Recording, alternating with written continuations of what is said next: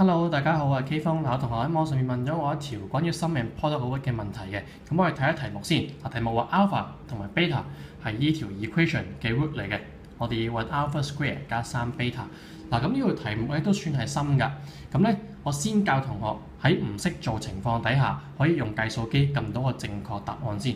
其實好簡單嘅，用計數機我哋完全唔使識做㗎，都可以計答案㗎。先作個 P 先，我哋求其作個 P，令到呢條式咧有答案先。咁我作咯，譬如我作個 P 等於1啦。咁我哋先撳咗計數機，睇下嗰兩個答案係咩咯？Formula 1啦，入個1落去啦，跟住-3，跟住 P 係1，所以我哋入1落去啦。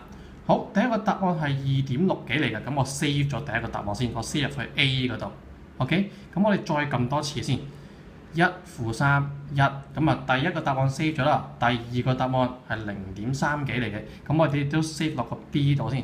好，咁而家我哋兩個答案都有晒啦，咁一個係 alpha， 一個係 beta， 而家要揾 alpha square 加3 beta， 咁即係我要計咧 A square 加3 boy 啦，因為一個答案係 A， 一個答案係 B。咁撳完出嚟，係8嚟嘅。而家 P 係1，咁邊一個答案你會計到8呢？咁答案就係 C 啦，9減1咪8咯 ，C 嚟嘅。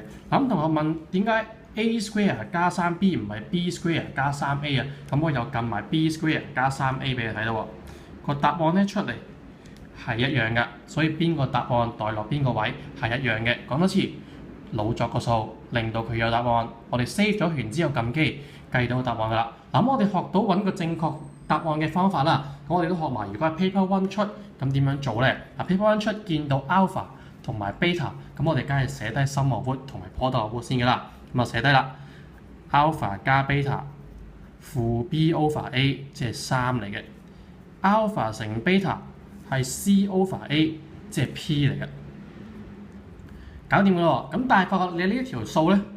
alpha 係2次方 ，beta 係1次方，你點砌咧都砌唔到呢兩個嘅組合出嚟㗎。咁呢條數要點做咧？我哋要將個 alpha square downgrade 做1次，或者將個 beta upgrade 做2次方咯。咁點做咧？其實好簡單嘅啫。題目講 alpha 係呢條式嘅 root， 咁即是我可以將 alpha 代落條式度㗎。咁我代落去咯，即係 alpha square 減3 alpha。加 P 等於0，得唔得？咁我哋調一調位咯喎 ，alpha square 係等於3 alpha 減 beta。原來 alpha square 咧係3 alpha 減 P 嚟嘅，咁我又將一個 square downgrade 做1次方咯。咁我哋可以做呢條題目嘅咯 ，alpha square 加3 beta 啦 ，alpha square 加3 beta 係等於我知道 alpha square 喺呢嚿啦，咁我 downgrade 咗佢啦，所以係3 alpha 減 P 再加3 beta 啦，砌翻靚佢咯喎，即係3乘 alpha 加 beta 減 P 啦。alpha 加 beta 我哋揾咗啦，係3嚟嘅，3乘3減 P， 答案係9減 P。咁最終都係計到 C 嘅。咁所以咧，如果你唔識做，咁梗係撳機啦。如果係 paper one 出，咁我哋可以用呢個方法就做到㗎啦。想 downgrade，我哋將個 root 濕落去移項就可以 downgrade，或者調翻轉頭 upgrade 㗎啦。